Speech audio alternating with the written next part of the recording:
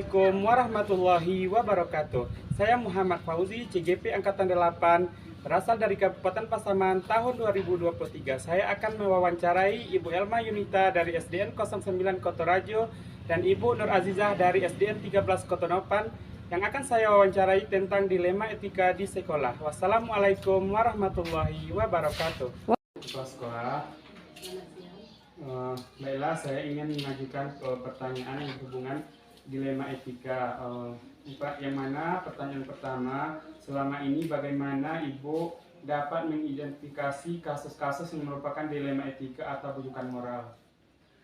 Ya, kalau kita lihat dari sudut pandang kasus yang ada di sekolah, kita sering memang menemukan masalah-masalah yang menjadi dilema etika atau rujukan moral di dalam satuan pendidikan ini.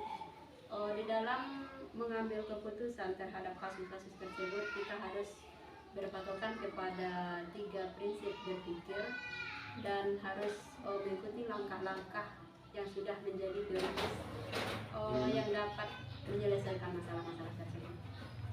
Kemudian selama ini kan bagaimana Ibu menjalankan pengambilan keputusan di sekolah, Ibu, terutama untuk kasus-kasus di mana ada dua kepentingan yang sama, benar atau sama-sama mengandung nilai kebajikan?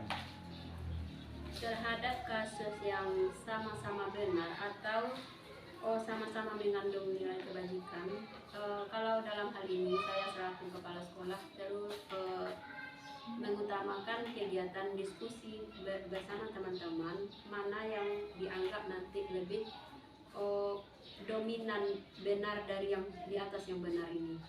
Nah, baiklah.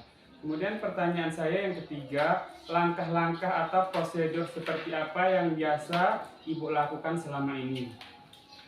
Seperti yang saya sampaikan tadi, yang pertama kita diskusi bagaimana kita yang pertama langkahnya itu kita harus mengenali dulu bahwa nilai yang saling bertentangan dalam situasi tertentu, kemudian siapa saja yang terlibat di dalam kasus tersebut, sehingga nanti kita tidak sampai ke kita menguji mana yang sebenarnya benar atau salahnya, sehingga kita tidak mengambil keputusan yang salah.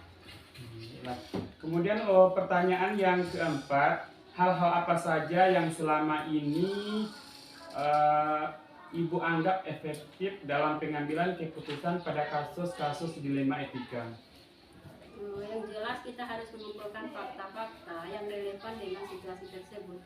Baru kita uji apakah benar atau salah dengan menggunakan paradigma benar atau benar dan melakukan prinsip resolusi dan seterusnya.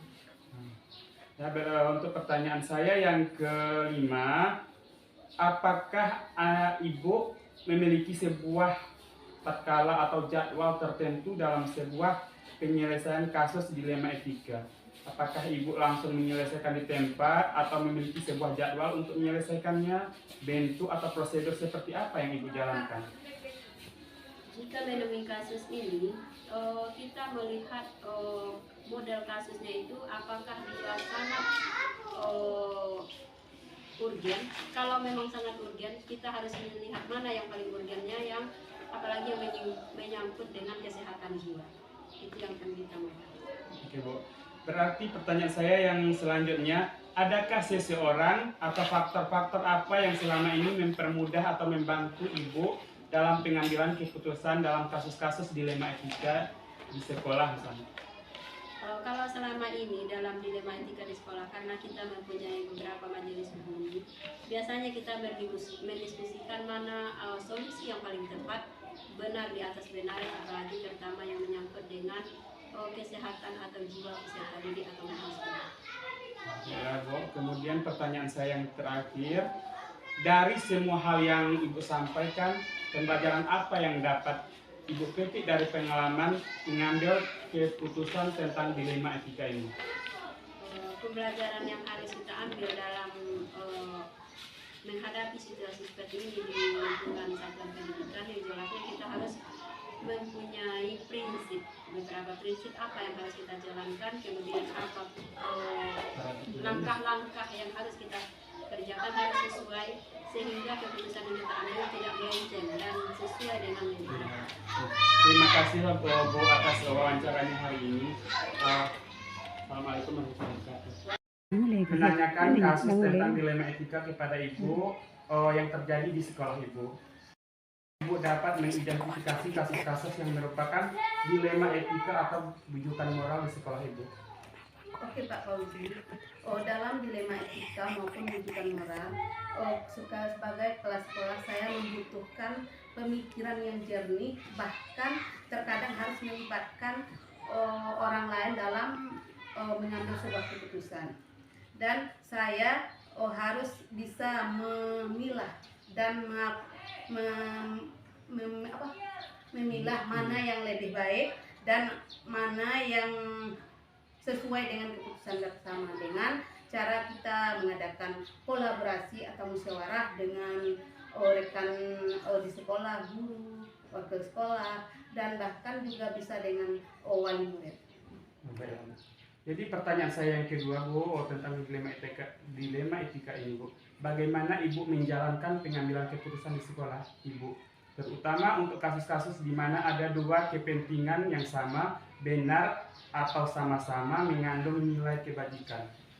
Oke, jika perlu dalam mengambil keputusan, maka saya terlebih dahulu saya melakukan koordinasi dulu atau bermusyawarah dulu kepada atau pihak-pihak lain seperti guru-guru, juga warga sekolah ya, dan saya juga meminta pendapat kepada warga sekolah kira-kira mana yang akan diselesaikan terlebih dahulu dengan melihat beberapa pertimbangan dan beberapa sisi dari rasa peduli dan tidak merugikan orang lain.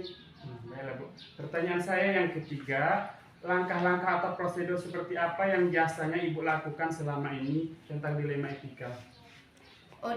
Dengan mempertimbangkan tentang dampak positif dan negatifnya dulu dan membuat kesimpulan dari masalah tersebut. Dan kita sebagai kepala sekolah harus tahu berdasarkan mengambil keputusan itu harus berdasarkan aturan yang berlaku dan mengutamakan kepentingan bersama atau kepentingan warga sekolah.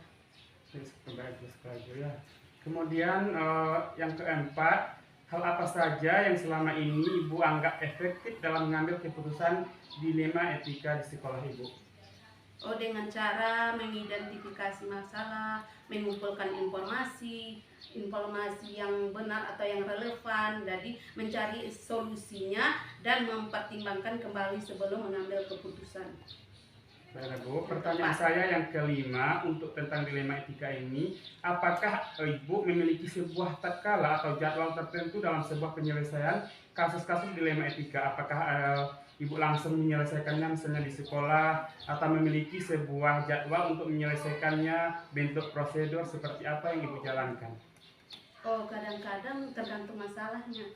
Kadang-kadang kan kalau dia butuh itu ya harus kita putuskan sewaktu itu juga. Tapi kalau bisa ya kita pertimbangkan, kita bermusyawarah dulu bagaimana caranya atau bagaimana solusinya untuk permasalahan tersebut.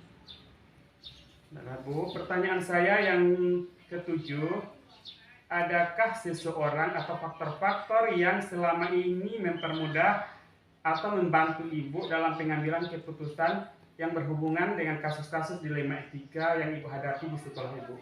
Ada, Pak. Yaitu kita dibantu oleh guru-guru, wakil kepala sekolah, bahkan mungkin bisa kita meminta pendapat kepada wali murid. Jadi untuk mengapakan sebuah keputusan itu kita harus mempertimbangkan karakter dari masalah tersebut sesuai dengan dilema yang telah kita alami. Gitu, Bu. Berarti pertanyaan saya yang terakhir, dari semua hal yang telah Ibu sampaikan, pembelajaran apa yang dapat Ibu petik dari pengalaman Ibu mengambil keputusan tentang dilema etika? Pembelajaran yang saya petik yaitu saya dapat mempertimbangkan dan apabila suatu keputusan itu harus kita selesaikan dengan sebaik mungkin, dan juga harus kita bahwa kita harus yakin dengan keputusan yang kita ambil tersebut, tapi dengan melakukan kolaborasi atau musyawarah dengan warga sekolah kita. Dengan supaya prinsip dilema etika ya. dengan prinsip dilema etika supaya masalah di sekolah itu sesuai dengan yang kita ambil sesuai dengan yang dibutuhkan atau sesuai yang telah sesuai dengan keputusan yang tepat. Terima kasih atas waktunya Bu.